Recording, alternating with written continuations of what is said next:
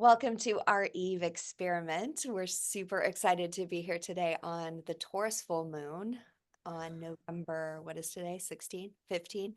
15. November 15. And today we're going to chat just a little bit about cycles and seasons and how our bodies are nature and need to follow different cycles and different seasons in order to feel like we're connected in. And in our culture, and I chatted about this on my video recently, our culture just does a really terrible job of honoring that our bodies, that we are nature and we cycle. Our culture loves to think that we are just linear and ascending and moving up and to see our bodies more as a machine rather than a living natural piece of nature that wants to connect to the seasons and the cycles. So we're going to chat a little bit about some long cycles that we can follow and some shorter cycles. Some of the easiest cycles that we can follow to reconnect in with our nature is the breath, the inhale, exhale. That's the very first one that you can just start noticing inside of yourself. What is it like to follow the cycles of your breath, the inhale and the exhale? Others that are easy to follow is the rhythm of night and day, so light and dark, or the rhythms of the moon cycles. So those are easy ones to help your body start feeling like, oh yeah, you're a cycling being. Or if you are a menstruating human and you're bleeding still, that's actually one of our favorite ways of staying connected to cycles is honoring and loving our bleed. And I do want to honor there are many of you who don't love your bleed, and we get that. But the three of us have some really beautiful stories connected to our bleed and how that has kept us in connection to our cycling being, our natural being. So we're going to take 3 deep breaths, and then I'm going to pass it off to Erin to chat about some of the astrological cycles. And this is actually one of the reasons I got super excited about astrology is that it gives us such great ways of following cycles and just tracking what's happening in my life, what's happening, what's closing, what's opening. And it's just a really fun and beautiful way to do that too. So let's take 3 deep breaths together. The first one will be to honor you as a natural being, a cyclical being. Second will be to honor humanity as a whole and nature as a whole as cyclical. And the third, to honor that we're opening this moment together, and then we'll stay connected in the roots. Deep breath in.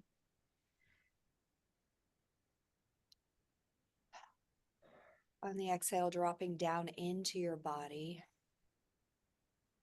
Second deep breath for humanity and nature. On the exhale, dropping in, feeling your own roots, connecting into the roots of earth and other. Third deep breath in, honoring this moment.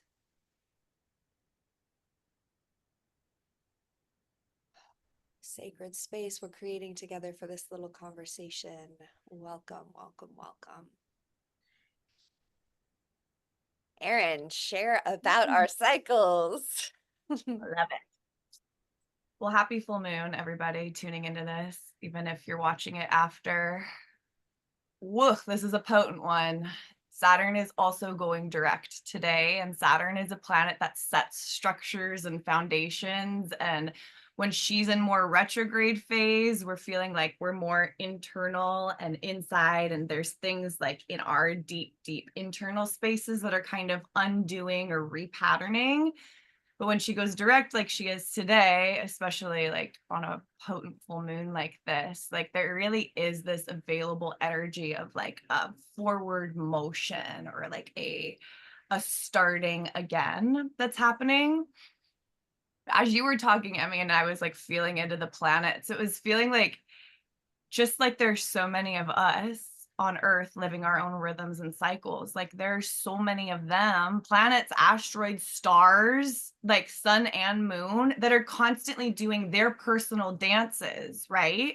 So there are a million cycles that are available to tune into. So what I would say right out the gate here is like what you feel like spark something inside of you, like go with that cycle. We don't have to try to merge or make any of them be like ours. Like you'll know which one is for you, and that might change over time too. But there's a really big one that's shifting right now, and that is Pluto about to leave Capricorn for the last time.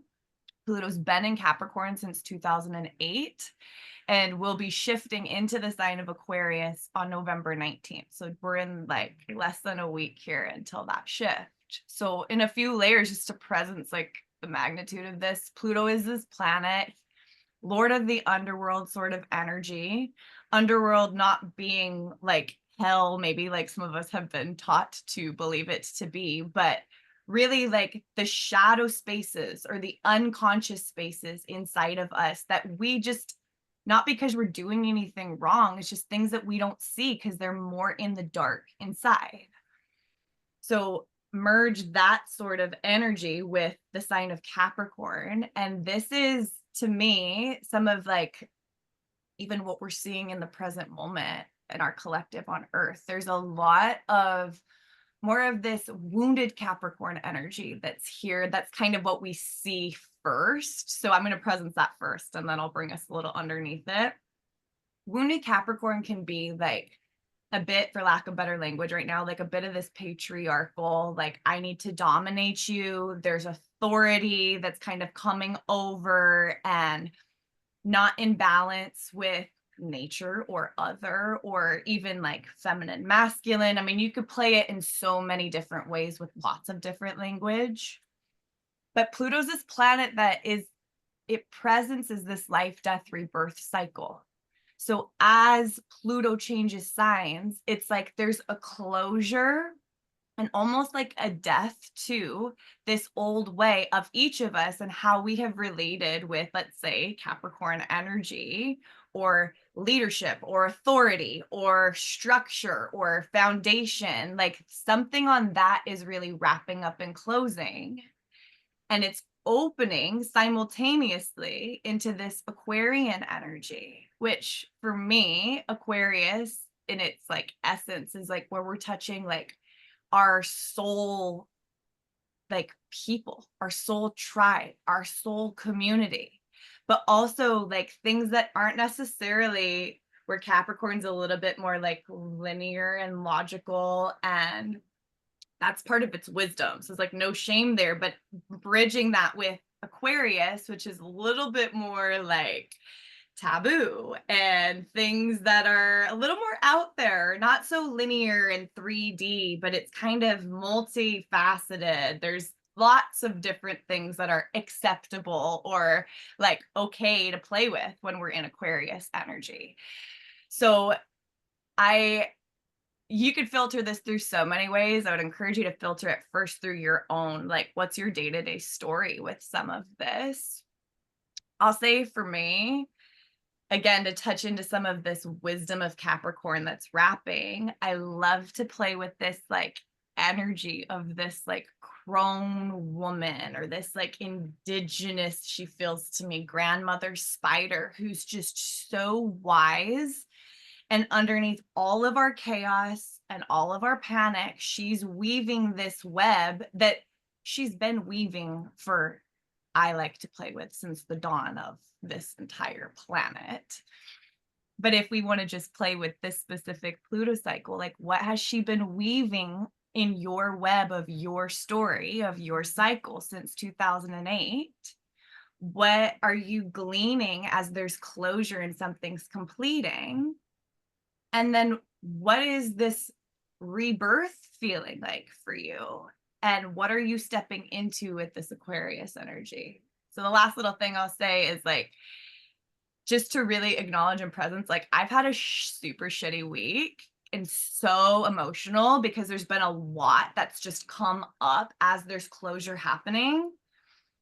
So it is literally like, for me, I felt like there's literally 1 foot in the old and there's 1 foot in the new. And that can feel really disorienting and rocky and roller coaster. Like this week has felt like an emotional roller coaster. So then to have the anchor somewhere inside of yourself or keep finding a center point or a grounding point, I mean, that's gonna be the one thing that I'll say over and over probably for the rest of my life as we make these as we transition from any cycle into another, is feeling that stability. We've got a lot of videos that you can check out on this channel or our personals that kind of touch that and how to access that more. But yeah, I'm curious, Jenny, if there's anything there that's kind of like up for you that you want to flip into this space too. Yeah, I also have, like, it was last week for me, but I have been hit hard. It's been messy and yeah, a lot of things coming up. But what helps me is tuning into the cycles underneath, just like you were Yeah. saying, and realizing like, oh yeah, like this is wrapping up. I'm stepping into this. It's not going to be easy. Um, and I've also been sick, so like really sinking into like my body wants to rest, and we're gonna rest, you know? Yeah. Um, and I like what you were saying about having that grounding, like that touch point. I mean, collectively, it's also been so chaotic, right, over the last week and a half, and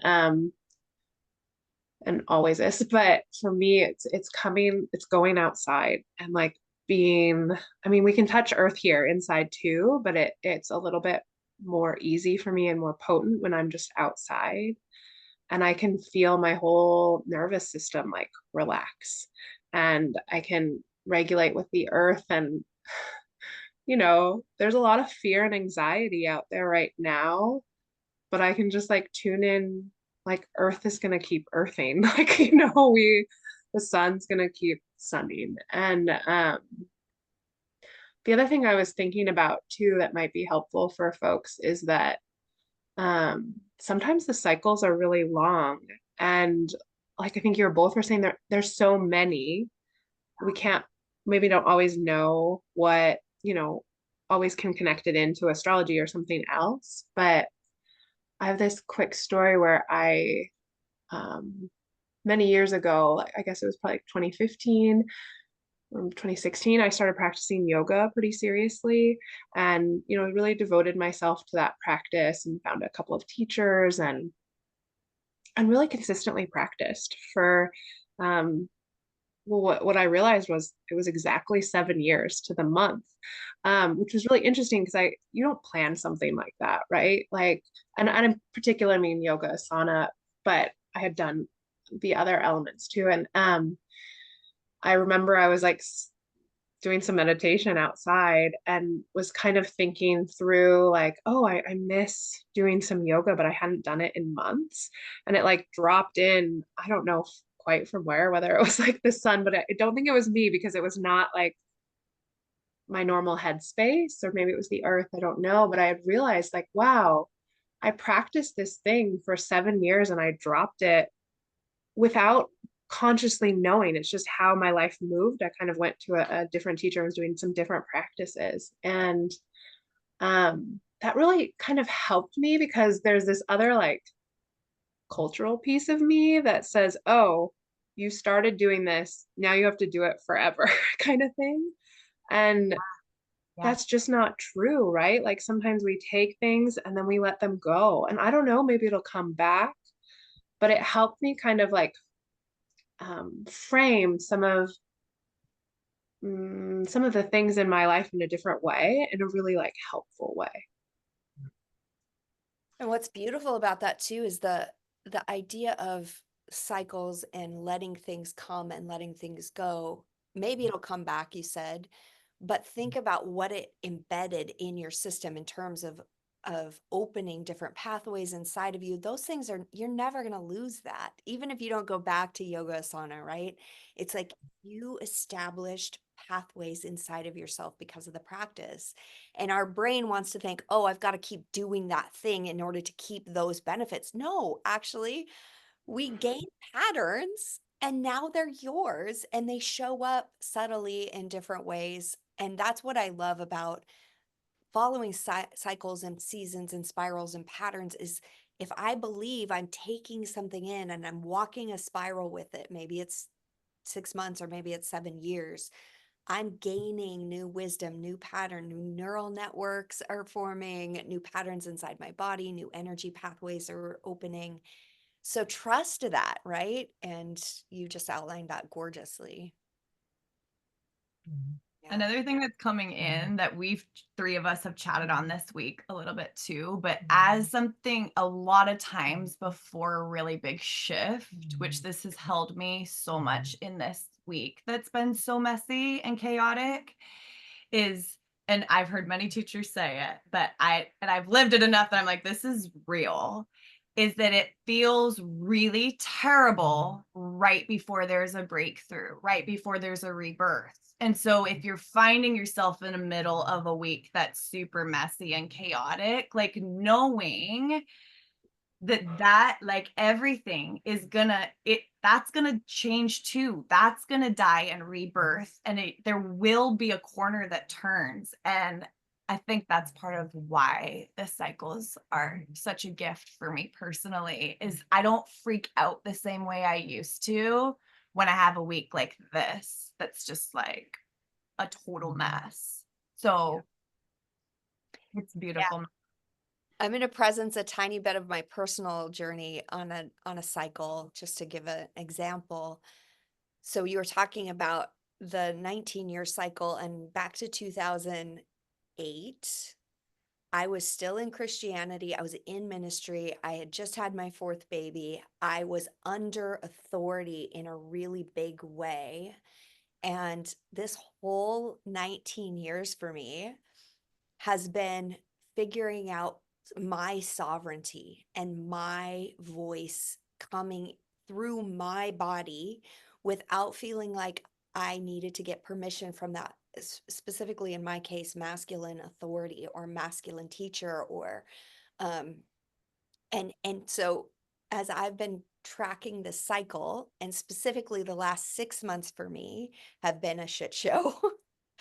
But because I knew this cycle, because Aaron's been telling me, like, Emmy, you're at the end of this specific thing, and very connected to my sovereignty, even in my personal astrology chart, I've been able to carry these last 6 months of chaos differently, or walk through them, like Aaron was just saying, knowing, oh, this is the last hurrah of, at least on this cycle, of this season of it, this last hurrah of feeling super afraid, feeling like afraid of um, bringing myself into the world, bringing my sovereignty fully into the world, myself as a sovereign human.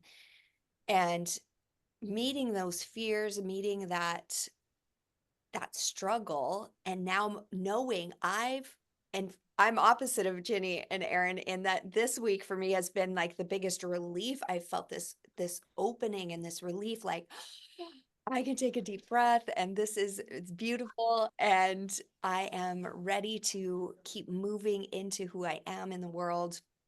So it's just been really super fun to follow these cycles and seasons, and to feel that it's it's helpful in tracking and feeling who we are. And we're held. Yeah. Yes. Yeah. Ah, so gorgeous.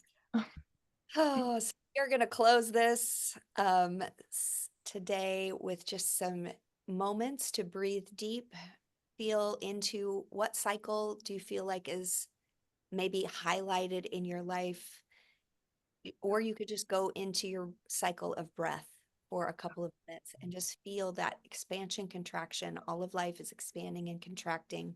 All of life is life, death, rebirth. So we're going to take several deep breaths together, holding that space for you to feel you are a cycling being. There are seasons and cycles that are holding you and moving you. So here we go. Let's just drop down into the seat. Let yourself feel held.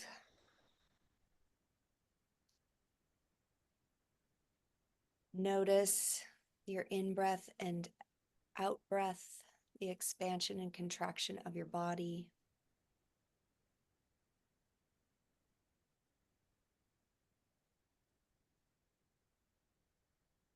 Let yourself feel, even if you're in a feeling of crunchiness or struggle, all of life changes, all of life cycles.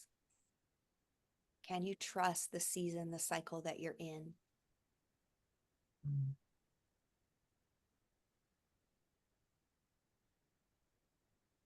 Life is breathing you.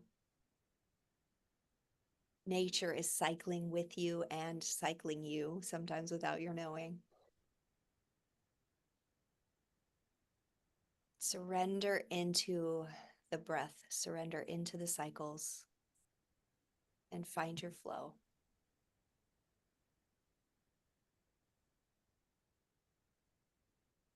And we're going to take 3 deep breaths to close this time together. First deep breath in for you.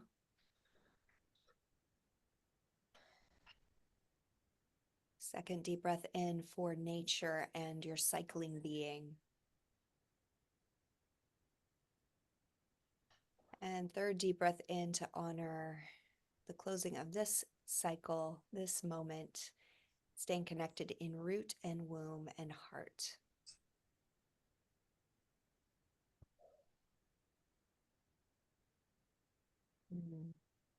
Thank you for joining us. We will be back, and I hope you will be too. Mwah. Mwah.